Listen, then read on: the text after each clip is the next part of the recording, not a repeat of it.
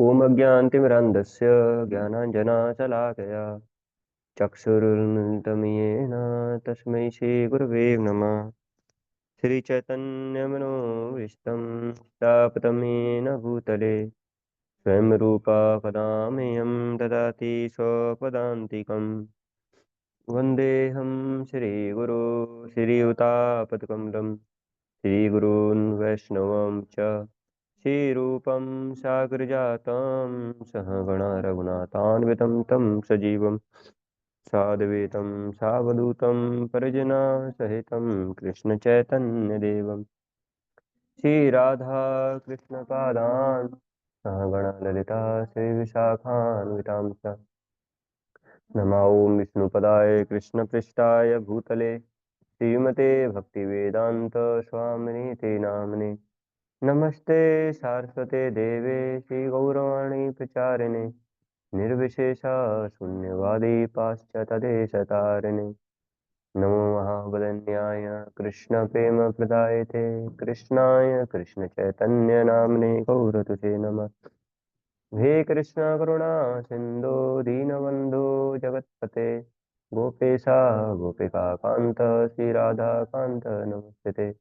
तप्त कांचन गौरांगी श्री राधे वृंदावनेश्वरी वृषभानुसुते देवी प्रणमामि हरिप्रिये वाञ्छाकल्पतरुभ्यश्च कृपा सिन्धुभ्येव च पतितानां पावनेभ्यो यो नमो नमः।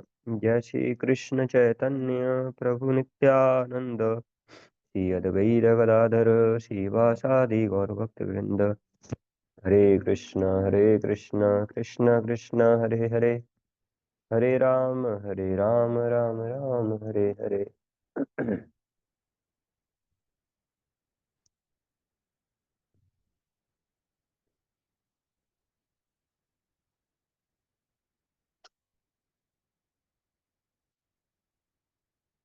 हरे कृष्ण।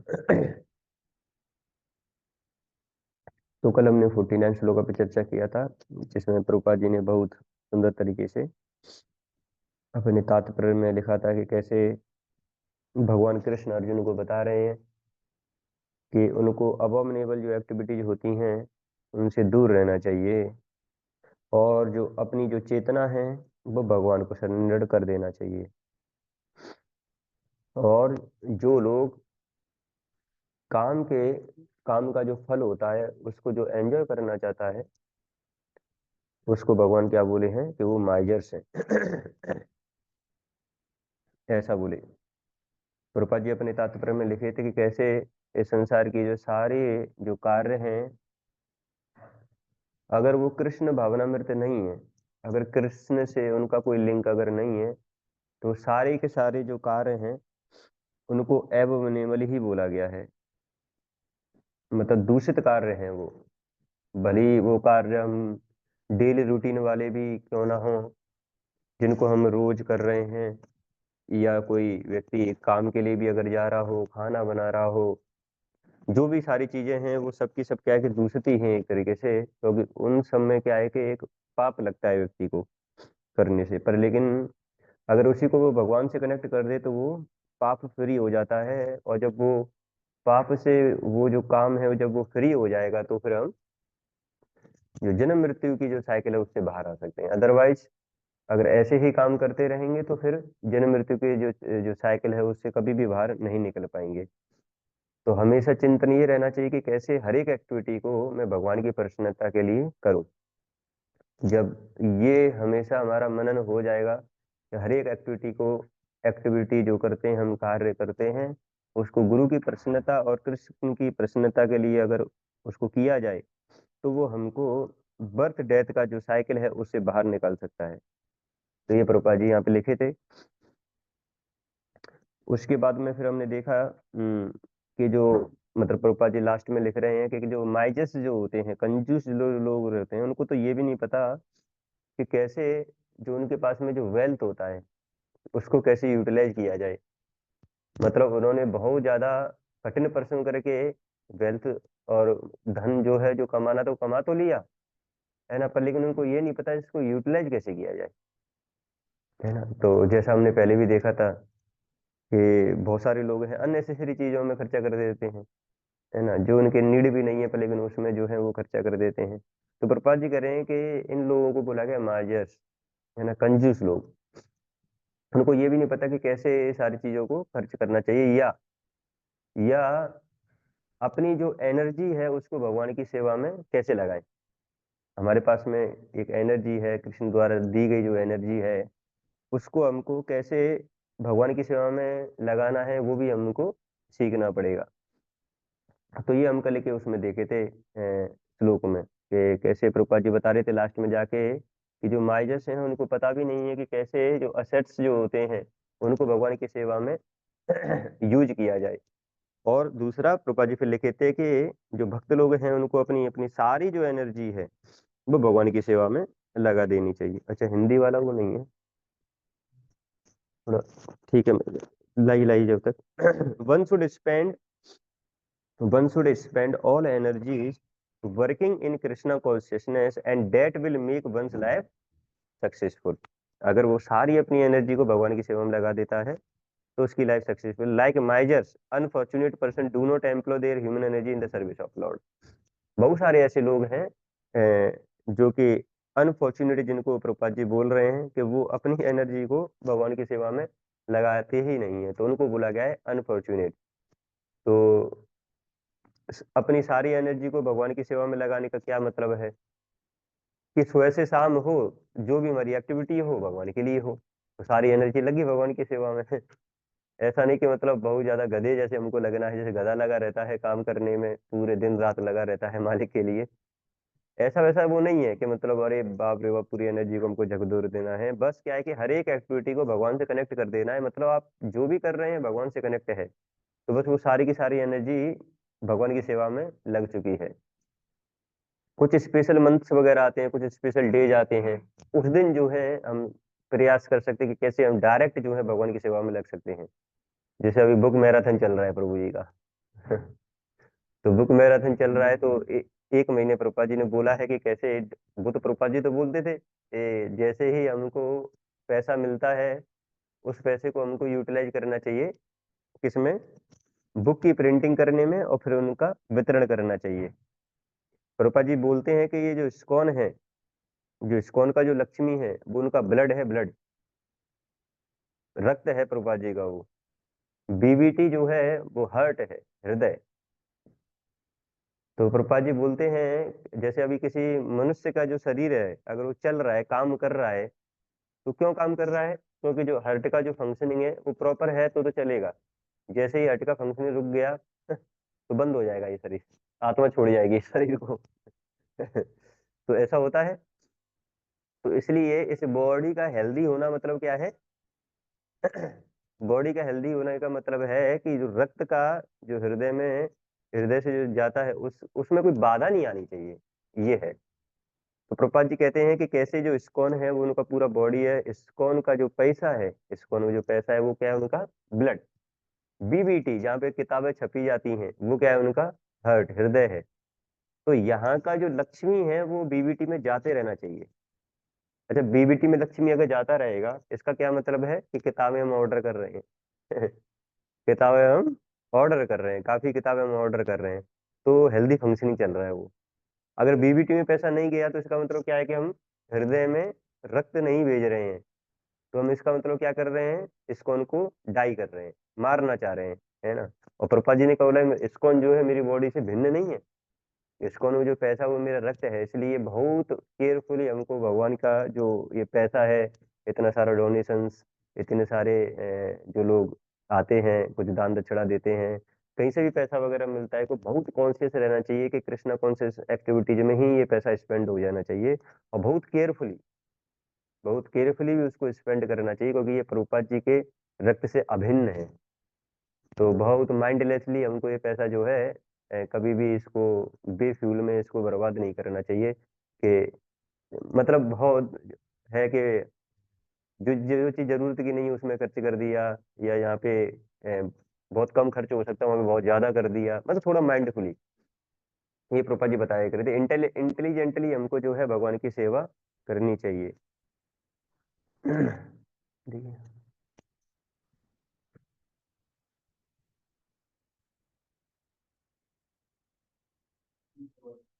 तो हमको जो है भगवान का सेवा जो है बहुत इंटेलिजेंटली करना चाहिए, अदरवाइज क्या है कि हम खिलवाड़ कर रहे हैं प्रभुपाद जी के साथ में ही। तो प्रभुपाद जी भूल के गए ये सारी चीजें, इसलिए जो ये पैसा है पूरा का पूरा बीबीटी में जाना चाहिए। तो मंदिर क्या है कि पैसा भेजता है बीबीटी में, तो वहां से बुक्स वगैरह आती हैं। अब हमारा क्या कर्तव्य है, वो किताबें आ गई हैं, उनको क्या करना है, वितरित करना है। तो प्रभुपाद जी बहुत प्लीज हो जाएंगे। प्रभुपाद जी जब बीमार थे, मतलब जब लास्ट स्टेज में बहुत ज्यादा बीमार हो गए थे, तो उस वाली स्टेज में हम्म प्रभुपाद जी अपने आप को हेल्दी का फील किया करते थे। मतलब एक तो मेडिसिन वगैरह डॉक्टर दिया करते थे, तो प्रभुपाद जी वगैरह तो ज्यादा भरोसा नहीं करते, भाई यार इसकी मेडिसिन से क्या मैं बचने वाला हूँ। वो डिसाइपल्स पर लेकिन मानते नहीं थे तो देते थे, प्रभुपाद जी ले लिया करते थे। पर लेकिन उनके लिए सबसे अच्छी जो मेडिसिन थी वो क्या होती थी, बुक्स स्कोर। प्रभुपाद जी को रिपोर्ट मिलती थी डिफरेंट डिफरेंट जगह से, तो जैसे ही प्रभुपाद जी उन रिपोर्ट्स को सुना करते थे, एकदम एनर्जी आ जाती थी प्रभुपाद जी में। तो वो उनके लिए क्या था, मेडिसिन था कि भक्त लोग कैसे प्रचार कर रहे हैं, है ना, वो उनके लिए अच्छा मेडिसिन था। स्पेशली परम पूज्य भक्ति तीर्थ महाराज, भक्ति तीर्थ महाराज वो तो बहुत विग्रेसली प्रीचिंग किया करते थे। मतलब ऐसे बहुत सारी कॉलेजेस थे, उनकी लाइब्रेरी में उन्होंने प्रभुपाद जी की किताबों को रखवा दिया। विदेशों में, भारत में नहीं, विदेशों में लाइब्रेरी में मतलब सोच सकते हैं। एक तो होता है कि व्यक्तिगत रूप पे एक एक करके बांटना, तो लेकिन लाइब्रेरी ही में प्रभुपाद जी की किताबों को पहुंचा देना, पूरा सेट रखा हुआ है पूरा, खत्म। ऐसे करके उन्होंने काफी कॉलेजों में बहुत प्रचार किया और बहुत ज्यादा किताबों का वितरण किया, बहुत प्रचार कर रहे थे। उनकी रिपोर्ट जैसे आती थी, तो प्रभुपाद जी के लिए वो एकदम मेडिसिन का काम करती थी। मेडिसिन तो छोड़ो, मतलब जब इंसान क्योर हो जाता है, उसके बाद में और एनर्जी के लिए जैसे फल फ्रूट्स ये सारी चीजें लेता है, खाना वगैरह खाता है, तो उसका काम करती थी प्रभुपाद जी के लिए वो, है ना। प्रभुपाद जी वेट किया करते थे कि कब रिपोर्ट, नेक्स्ट रिपोर्ट आएगी। सब भक्तों को ये पता था कि जैसे ही भक्ति तीर्थ महाराज, उनका नाम घनश्याम था उस समय, मतलब भक्ति तीर्थ महाराज तो उनका संन्यास नेम है, संन्यास जब हुआ था तब पड़ा था, उससे पहले उनका नाम था घनश्याम। प्रभुपाद जी ने उनका नाम घनश्याम दिया था, है। हाँ साउथ के, हाँ साउथ के थे, बहुत अलग ही पर्सनैलिटी थे वो, है। नहीं नहीं, साउथ साउथ में से, साउथ में पता नहीं कौन से वाला कंट्री था उनका, अफ्रीका, साउथ अफ्रीका से थे, हैं। हम्म तो ये जो है भक्ति तीर्थ महाराज जो है, उनका रिपोर्ट आया करता था। तो खैर एक बार तो अलग ही पास टाइम किया था प्रभुपाद जी ने उनके साथ में, तो एक बार काफी अच्छा रिपोर्ट उन्होंने बनाया और वो लेके आए। तो जनरली क्या होता था कि तमाल कृष्ण महाराज वो रिपोर्ट पढ़ा करते थे, मतलब जो रिपोर्ट आती थी प्रभुपाद जी के सामने उसको पढ़ा करते थे। तो ऐसे करके वो चलता रहता था। पर लेकिन एक बार क्या हुआ, वो रिपोर्ट आई और भक्ति तीर्थ महाराज स्वयं प्रेजेंट थे उस दिन, मतलब इधर जो रिपोर्ट थी उनको दे दी कि आप पढ़ दीजिएगा। तो ये तमाल कृष्ण महाराज बोले कि रोज तो हम सुनाते ही हैं आपका रिपोर्ट, प्रभुपाद जी को बहुत प्रसन्नता होता है, पर लेकिन प्रभुपाद जी को प्रसन्नता और होगी जब आप अपनी रिपोर्ट खुद सुनाएंगे उनको। ऐसा उन्होंने बोला, तो उन्होंने बात मान लिया, ठीक है मैं सुना देता हूँ। तो ऐसे करके रिपोर्ट, जो भी प्रीचिंग रिपोर्ट जो बनती है 1 महीने की, कि यहाँ यहाँ पर क्या चल रहा है, यहाँ पे हमने किताबें पहुंचा दी, ऐसे करके जो है पन्ना बाई पन्ना, पन्ना बाई पन्ना ऐसे रिपोर्ट सुनाने लगे। पर लेकिन प्रभुपाद जी जो है बिल्कुल ध्यान नहीं दिए उनके रिपोर्ट पे, है ना। इवन क्या है कि जब उनका 10-15 पन्ने उन्होंने पढ़ दिए थे, तो प्रभुपाद जी डिस्गस्टेड फील कर रहे थे, तो मतलब ऐसे इग्नोर कर रहे थे उनको कि क्या चल रहा है ये सब कुछ, है ना। फिर उसके बाद में जब वो और बोलते जा रहे थे, तो फिर उनको रोक के फिर बोले, कृष्णा इज द डूअर, ऐसे करके उनको बोलते हैं भक्ति तीर्थ महाराज को। तो ये अलग लेसन है, मतलब इस कंटेस्ट में नहीं बोलना चाह रहा था, मतलब ये इस बात को रिप्रेजेंट करता है कि अगर हम में वो इच्छा है ना। क्योंकि ऐसा नहीं कि कोई भी जीवात्मा है, जैसे भगवान जो है सब कोई पकड़ लेते हैं, भाई इच्छा भी तो जागृत करना पड़ता है जीवात्मा को, वही तो फ्री विल है अपने पास में।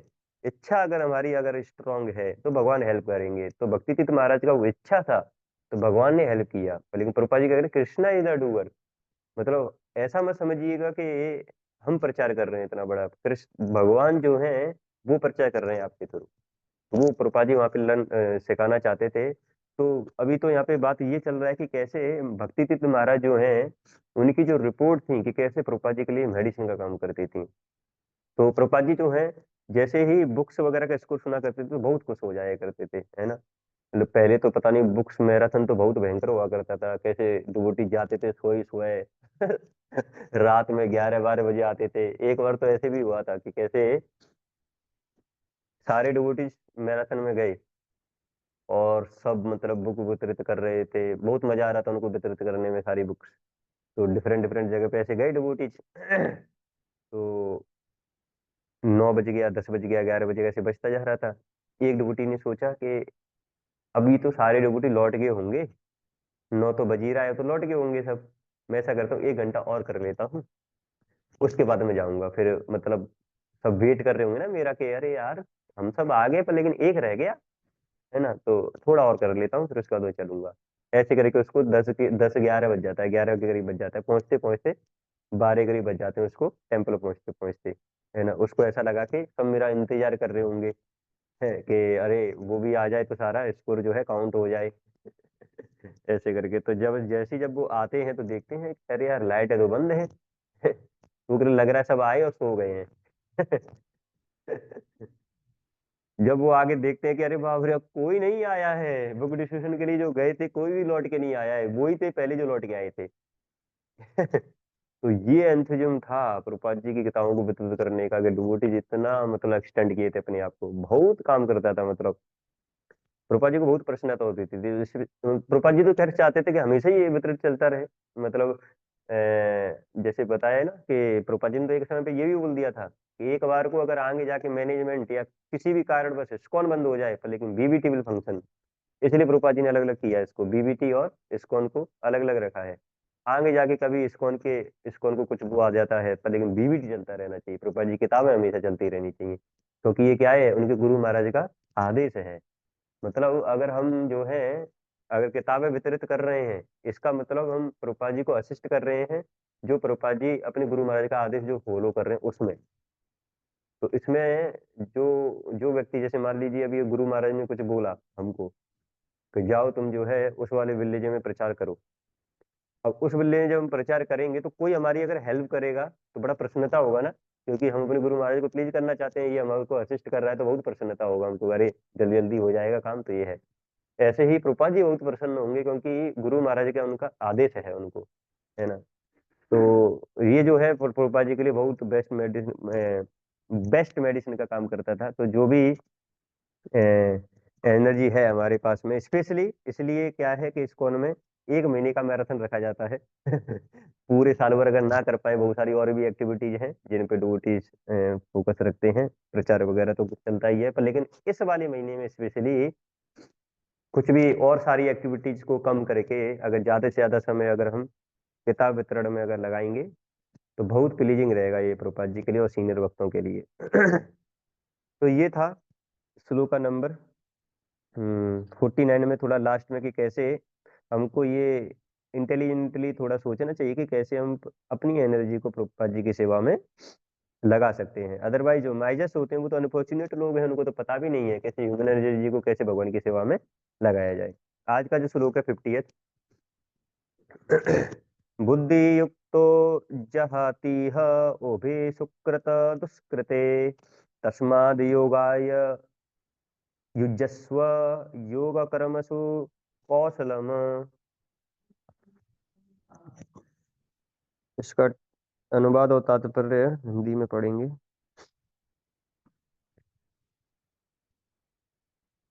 भक्ति में संलग्न मनुष्य इस जीवन में ही अच्छे तथा बुरे कार्यों से अपने को मुक्त कर लेता है। अतः योग के लिए प्रयत्न करो क्योंकि सारा कार्य कौशल यही है। तात्पर्य जीवात्मा अनादि काल से अपने अच्छे तथा बुरे कर्म के फलों को संचित करता रहता है।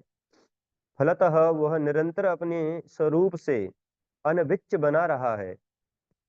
इस ज्ञान को भगवदगीता के उपदेश से दूर किया जा सकता है। यह हमें पूर्ण रूप में भगवान श्री कृष्ण की शरण में जाने तथा जन्म जन्मांतर कर्म फल की श्रृंखला का शिकार बनने से मुक्त होने का उपदेश देती है। अतः अर्जुन को कृष्ण भावनामृत में कार्य करने के लिए कहा गया है, क्योंकि कर्म फल के शुद्ध होने की यही प्रक्रिया है।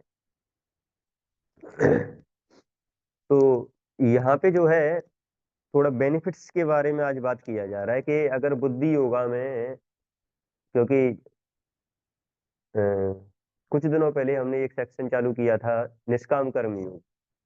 तो निष्काम कर्म योग में तो अभी हमने तो देखा कि उसकी एक्टिविटीज वगैरह क्या होती है, मतलब उसको कैसे अप्लाई करना चाहिए अपने जीवन में, तो वो अभी तक देखा। तो लेकिन इसके बेनिफिट्स क्या है अगर जब हम बुद्धि योगा में एक्ट करेंगे, तो वो अब सेक्शन ये चालू होता है तो 50वें श्लोक से। तो अगर हम जो है भक्ति में अगर लगते हैं तो इससे क्या हो जाएगा, जो भी हमारे एक्शंस जो हैं, जो भी हमने पाप वगैरह किया होगा उसका जो रिएक्शन वगैरह आने वाला है, तो अगर भक्ति में अगर हम लग गए तो उसका रिएक्शन नहीं आएगा हमारे पास में।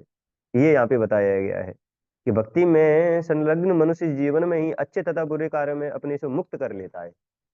मुक्त हो जाएगा, वो सारे जो पाप वगैरह उसने किए हैं, जो भी उसने एक्शन वगैरह किए हैं, उसका जो रिएक्शन आने वाला है वो सब मुक्त हो जाएगा। तो योग के लिए प्रयत्न करो, क्योंकि सारा कार्य कौशल यही है। तो अगर पाप से मुक्त का मतलब जो पाप किए हैं उनकी अगर रिएक्शन से हमको मुक्त होना है तो हमको भक्ति करना पड़ेगा।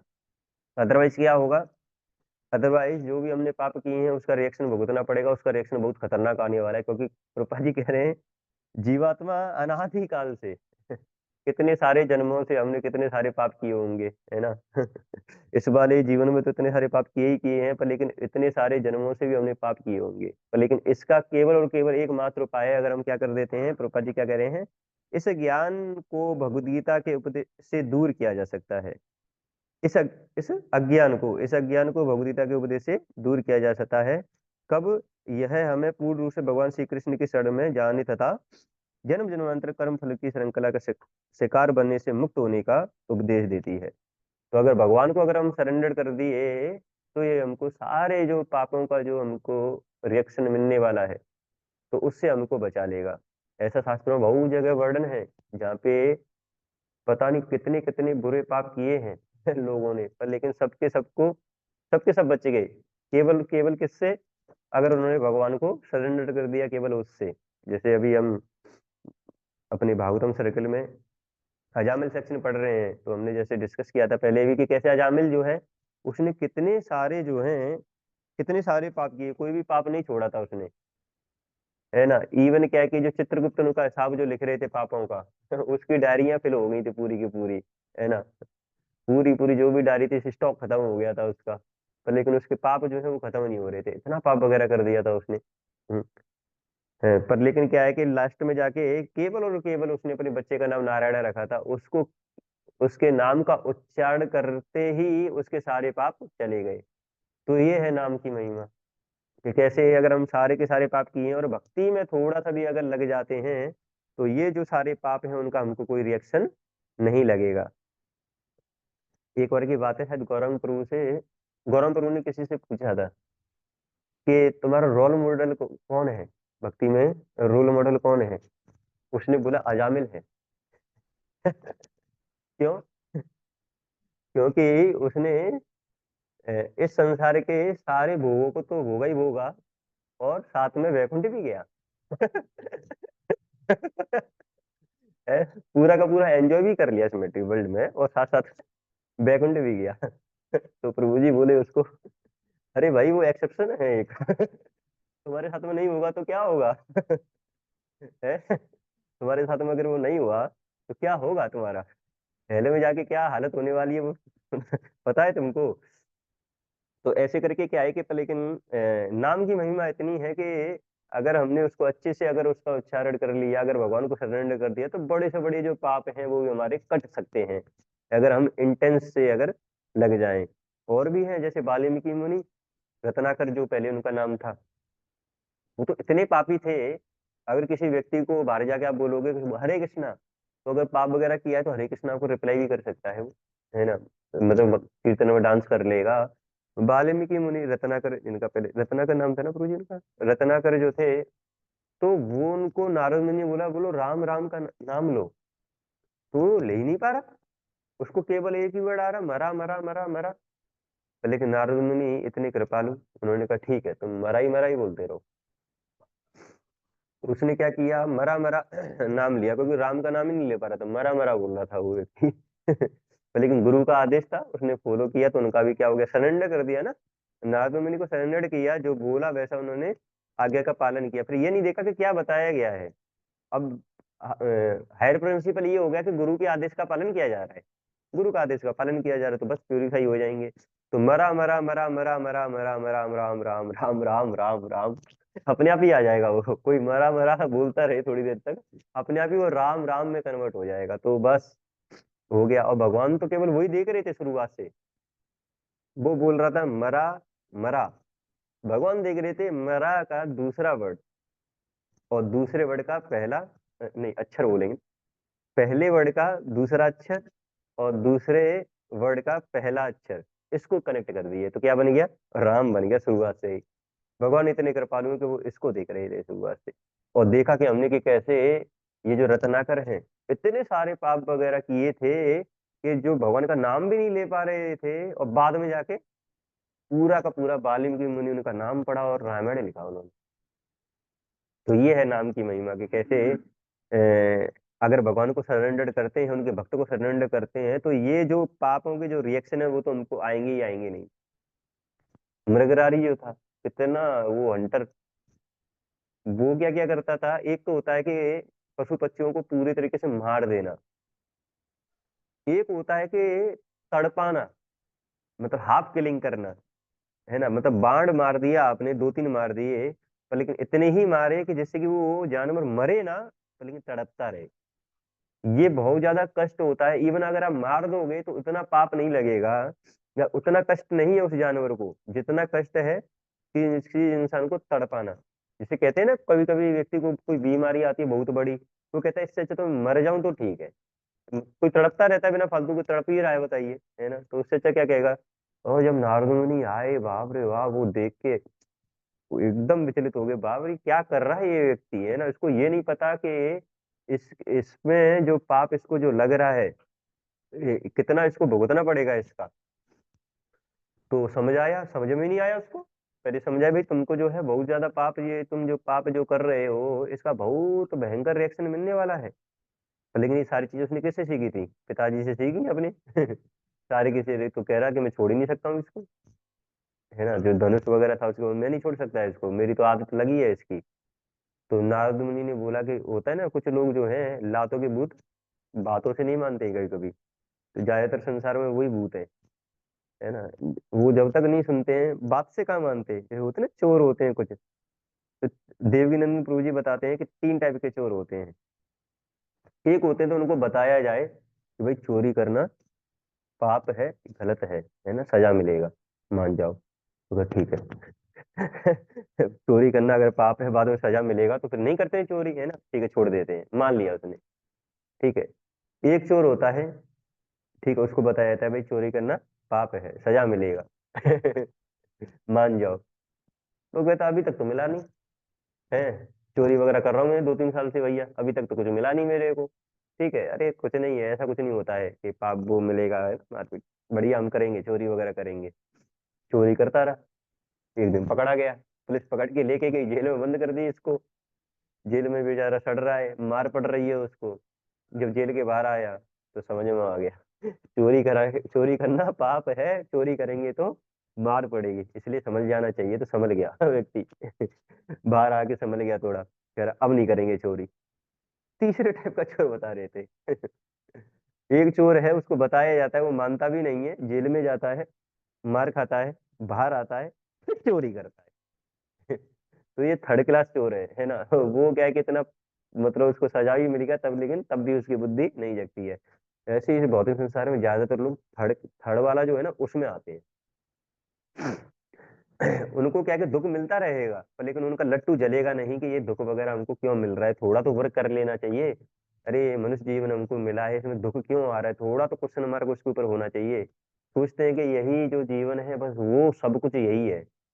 अगर कोई व्यक्ति इसको भी अगर ये मान ले कि ये जीवन ही सब कुछ है, तब भी उसको सोचना चाहिए कि इतने सारे दुख क्यों आ रहे हैं मेरे पास, कोई तो कारण होगा, मैं चाहता भी नहीं हूँ तब भी आ रहे हैं सारे के सारे। तो कोई होगा ऊपर, कोई बैठा होगा, है ना, ये सारे जो हिसाब किताब जो भी पाप करके आ रहे हैं उसका रिएक्शन उसको मिल रहा है, तो ये समझना चाहिए भगवत गीता वगैरह पढ़ के। और उसको पढ़ने के बाद में फिर उसको प्रिपेयर करना चाहिए कि अगला जीवन जो है फिर मेरे को इस वाले भौतिक संसार में जन्म नहीं लेना है, इससे बाहर जाना है, ये व्यक्ति को सोचना चाहिए। पर लेकिन लट्टू जगता ही नहीं उसका लगा रहता है सेंसिटिफिकेशन वगैरह करने में, है थोड़ा थोड़ा मिलता, जूस मिल जाता है, उससे मजा आ जाता है। फिर उसका बाद में उसको फिर उसको पनिशमेंट मिलेगा बीच बीच में, है ना। फिर दोबारा उसको पनिशमेंट को झेल लेगा, कोई बीमारी वगैरह और सारी चीजें जो भी है, फिर लग जाता है सेंसिटिफिकेशन में, फिर हेल्थ खराब हो जाएगी, फिर लग जाएगा, ऐसे करके लगा ही रहता है, समझता ही नहीं है, थर्ड क्लास चोर जिसको बोला गया है। तो वो व्यक्ति जो सुन के मान ले, तो उसको बोला गया है शास्त्रों में इंटेलिजेंट व्यक्ति। सुन के मान लो, नहीं तो क्या है कि लातों के भूत फिर बातों से कहाँ मानते हैं, तो फिर वो लातों के भूत होते हैं। तो ये माना नहीं मृगरारी। ये कह रहा कि नहीं भाई हम नहीं छोड़ सकेंगे। तो नारद मुनि ने क्या किया, इसकी लाइफ में जो पास्ट में फ्यूचर में जो होने वाला है इसके साथ में, उ, उस वाली स्टेज पे लेके चले जाते हैं इसको, कि मतलब कैसे जानवर आ रहे हैं इसी को खा रहे हैं, क्योंकि ये मार रहा है ना, ये जानवर जो इसको छोड़ने पीछे पड़ गए हैं, ये व्यक्ति को परेशान कर देते हैं पूरा का पूरा। और सटल बॉडी जब हमको मिलती है वहां पे नरक में, तो उसमें पेन तो महसूस होगा, पर लेकिन बॉडी मरेगा नहीं। सटल बॉडी मरती नहीं है ना, मरेगी थोड़ी नहीं वो वाली, है ना। पर लेकिन क्या है कि पेन होगा। अब बताइए ऐसी बॉडी जब आपको फ्राई किया जाएगा तो मरोगे नहीं, पर लेकिन पेन होगा, है ना। ऐसे करके जब इसको दिखाते तब होश ठिकाने आते हैं, अरे बाप रे बाप, मेरे को नहीं झेलना है इतना सारा पापों का जो इतना सारा हिसाब किताब मिलने वाला है, तो मैं तो छोड़ देता हूँ भैया, बताओ क्या करना है। तो उसको भी बोलते हैं कि हरि नाम का जप करिए, तो उससे तुम्हारा उद्धार होगा। तो फिर उन्होंने नारद मुनि को सरेंडर कर दिया। मृगरारी, ये हंटर थे, शिकार किया करते थे, तब जाके इनका लट्टू जो है थोड़ा जगा। तो इसलिए शास्त्रों में बताया गया है कि भले ही इंसान ने कितने भी सारे पाप किए हों, पर लेकिन क्या कि अगर भगवान को सरेंडर कर देता है तो ये जो रिएक्शन आने वाला है उससे वो बच जाएगा। ये तो बहुत भयंकर रिएक्शन उसके पास में आएगा। कुछ तो इस जीवन में मिल जाते हैं, ये तो बाद में जाके परेशान होगा। जगह ही मदाई का ही देख लीजिए, कितने सारे पाप, कोई पाप उनके पास में भी नहीं था जो छोड़ा ना हो उन्होंने, उसमें भी चित्रगुप्त लिख रहा था उनका हिसाब किताब। वो ओवर हो गया, वो कह रहा भाई डायरी पेन सब खत्म हो गए, पेड़ों को काटो थोड़ा और डायरी वायरी बनाओ। उसका भी हिसाब किताब बड़ा लंबा था, है ना। पर लेकिन क्या था, किसकी कृपा होगी उनके ऊपर, नित्यानंद प्रभु की कृपा हो गई उनके ऊपर, जगह मताई के ऊपर, है ना। इतने पागल थे वो, तो बताइए कि जब वो नित्यानंद प्रभु गए वहां पे, तो कह रहे कि भाई भगवान का थोड़ा नाम लो, ये सारी चीज करो, तो उनको ही बताइए मारने के लिए रेडी हो गए, इतने वो पापी थे जगाई मदाई। तो पर लेकिन अभी कलयुग में कौन आए हैं, चैतन्य महाप्रभु और नित्यानंद प्रभु आए हैं, बहुत मर्सीफुल इनकारनेशन है। इतनी मर्सीफुल इनकारनेशन है कि कैसे जगाई मदाई जो नित्यानंद प्रभु को हिट कर दिए थे, उनको भी कृपा बरसा दिए, इतने दयालु हैं। घर घर में जा रहे हैं, घर घर में जा रहे हैं और बोल रहे हैं, बोलो बोलो कृष्ण, भजो कृष्ण, करो कृष्ण से, चाहे ना, सबको बोल रहे हैं बोलो कृष्ण, है ना। हम तुम्हारा काम कर देंगे घर का, पर लेकिन तुम क्या करो, भगवान का नाम लो, भगवान का नाम भजो, इतने कृपालु हैं। फिर भगवान कृष्ण के टाइम पे बताया जाता है कि जैसे कोई व्यक्ति अगर एग्जाम लिखने वाला है, एग्जाम, तो भगवान कृष्ण बोलते हैं कि भाई तुम एग्जाम में आओ, ठीक है, और एग्जाम लिखो, तब जाके तुमको मैं पास करूंगा। ये भगवान बोलते हैं ना, ऐसा नहीं काम चलेगा। चैतन्य महाप्रभु कहते हैं तुम बस एग्जाम में आ जाओ, एग्जाम में आके अपना रोल नंबर नाम वगैरह लिखे जाओ, उसके बाद मैं पास कर दूंगा, चिंता मत करो, कॉपी लिखने का जरूरत नहीं है। ये कृपालु हैं कौन, चैतन्य महाप्रभु। क्या करना है एग्जाम में जाके, क्या करना है, केवल जाके नाम लिख के आ जाना है, दिव्यम, ये नाम है हमारा। उसके बाद फिर क्लास का क्या दान देना है, रोल नंबर। सारी डिग्री मिल जाएंगी, 10th क्लास की, बोर्ड की, 12th की, सब मिल जाएगा, बस केवल यही जाना है, एग्जाम में जाके करना है। ये चैतन्य महाप्रभु कर रहे हैं। और नित्यानंद प्रभु क्या कर रहे हैं, नित्यानंद प्रभु तो ये भी नहीं, वो कह रहे थे एग्जाम में आने का भी जरूरत नहीं है, मैं ही आ रहा हूँ घर पे, है ना, लिए यही पन्ना है पूरा का पूरा, ये पेपर है पूरा का पूरा, क्या करो, केवल अपना नाम और रोल नंबर लिख दो बस, वो मैं कर दूंगा पूरा का पूरा। ये नित्यानंद प्रभु की कृपा है कि जो कि वो व्यक्ति जो कि बस एग्जाम भी देना नहीं, एग्जाम सेंटर पे भी नहीं जाना चाहते हैं, उनके लिए घर घर आ रहे हैं, ये कृपा बरसा रहे हैं ये लोग। तो इसलिए हम जैसे जो पापी लोग हैं, जिन्होंने इतने सारे पाप करके आए हैं और इतने सारे संसार में जो लोग इतने पाप किए हुए हैं, तो उनको बचाने के लिए नित्यानंद प्रभु बाहर निकल के आ रहे हैं, सबके घर में जा रहे हैं कि भाई, क्योंकि इन पापों का इनको जो रिएक्शन जो झेलना है वो ऑर्डिनरी रिएक्शन नहीं आने वाला है, बहुत भयंकर रिएक्शन इनको आने वाला है। लेकिन वैष्णव क्या होते हैं, कृपालु होते हैं, बहुत कृपालु होते हैं, उनके अंदर में दया भावना रहती है, इसलिए बचाना चाहते हैं सबको। प्रभुपाद जी स्वयं प्रभुपाद जी विदेश में जाके कितने सारे लोगों ने पाप कर रखे थे, सबका सब कितना पाप कर रखा था उन्होंने, शराब वगैरह ये मांस मदिरा वगैरह, अवैध संग, कोई भी ऐसा पाप नहीं था वो भी नहीं छोड़े थे। पर लेकिन प्रभुपाद जी उन सब हिप्पीज को हैप्पी बना दिए, वही प्रभुपाद जी का वो पूरी करुणा में। चैतन्य महाप्रभु नित्यानंद प्रभु जो देखे गए पूरा का पूरा, जैसे डिवोटी संकीर्तन करने जाते हैं, उससे क्या है कि जब लोग एनगेज होते हैं उनसे, वो भी पापों से दूर हो जाएंगे। तो ये मर्सीफुल परंपरा है हमारी कि कैसे हमको बचा रही है कि जो हमारे जो सारे पाप किए गए हैं हमारे द्वारा, उसका रिएक्शन हमारे ऊपर ना आए। तो यही थे वो जगाई मदाई जो इतने पापी थे, नित्यानंद प्रभु को हिट कर देते। नित्यानंद प्रभु की कृपा है, जब नहीं मान रहे थे तो किसने हिट किया था, मदाई ने हिट कर दिया। और जब मदाई ने हिट किया, जो दोबारा मारने वाला था, तो जगाई जो था वो थोड़ा जग गया जगाई थोड़ा जग गया, उसके बाद में उसने सोचा अरे यार ये तो बहुत बड़ी पर्सनैलिटी है, तो लट्टू जगा उसका और बचा दिया। जब नित्यानंद प्रभु ने ये बताया था चैतन्य महाप्रभु को कि कैसे मदाई जब मेरे को दोबारा हिट करने वाला तो जगाई ने मेरे को बचाया, चैतन्य महाप्रभु ने कृष्ण प्रेम दे दिया, इतने मर्सीफुल। फिर ये नहीं देखा कि क्या सिन वगैरह किया था, भक्तों को नित्यानंद प्रभु को बचाया, पूरा का पूरा ये दे दिया, ये मर्सीफुल इनकारनेशन। बस एक बार चैतन्य महाप्रभु क्या बोल रहे हैं, जितने पाप किए वो भूल जाओ, उसकी टेंशन मत लो, क्या कर दिया कुछ भी।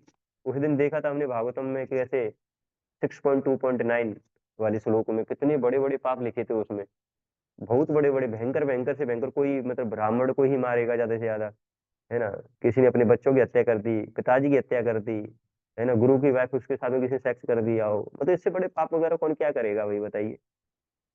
तो लेकिन उसमें भी क्या बता रहे थे कि अगर कोई फिर भी भगवान को अगर सरेंडर कर देता है, भगवान का नाम का जप कर लेता है, तो ये सारे पापों से क्या हो जाएगा, वो मुक्त हो जाएगा। तो चैतन्य महाप्रभु यही बता रहे हैं कि बस क्या करना है, जो पाप हो गए सो हो गए, बस एक बार अब आ गए, अब नो नो मोर पाप अब पाप नहीं, फिर नहीं बचा पाएंगे, फिर वो डुप्लिसिटी बिहेवियर में आ गया, हिपोक्रेट कहलाएंगे, अभी भी पाप कर रहे हैं ऐसे करके।